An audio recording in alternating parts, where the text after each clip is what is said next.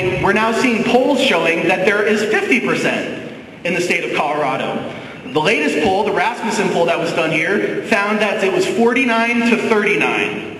Now, the latest poll in California, where everyone thinks it's just the biggest marijuana bastion in the world, was actually 49 to 41. So what we're seeing is just as much support here, but less opposition, and that is key. We need fewer people so vehemently opposed to marijuana reform. So we would like to think that a lot of the work we're doing to talk about marijuana, to make sure people know it's a relatively benign substance, has had an impact and has led people to think, well, it's really just not that big a deal. It's not a problem. You're right, it is a waste of resources and so on. Now, here in Denver, where we've been focusing our efforts, we've actually seen support for making marijuana legal go from 53% when we passed our first initiative in 2005 to now about 68%. Largest city in the state.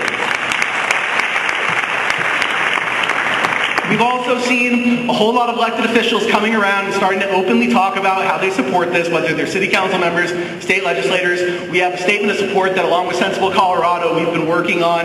We've had it signed by a number of local and state legislators, a number of attorneys, doctors, drug treatment professionals, and so on. And this is only going to continue to grow. We've received endorsements for marijuana legalization from the 3 largest city newspapers in the state: the Denver Post, the Aurora Sentinel, the Colorado Springs Gazette. 3 largest cities in Colorado have newspapers that think we should make marijuana legal. We are on our way. And I think that you all should be prepared for the next 2 to 4 years when you get to change the way you operate so that you can just cater to adults. One thing I would like to point out is that look at how different things were here in Denver compared to, for example, Los Angeles.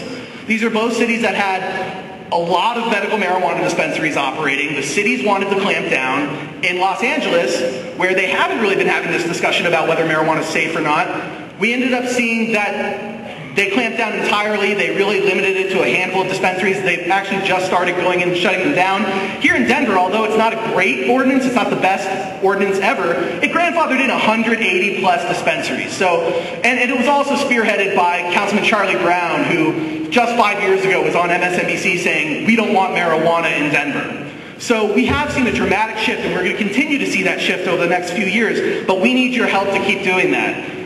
We have an amazing resource in this new industry here, in that when we first ran our statewide initiative, we didn't have people all over the state who could serve as clearinghouses for signs and information and materials, and we have that now. So we're going to be calling on you all. We want to work with you. We want your help. We don't have anything to gain through this other than bringing about sensible, safe laws here in Colorado that will allow adults to use marijuana legally. So we look forward to working with you all, and I really appreciate all the support that this industry has already shown for our organization and this broader movement. Thank you all.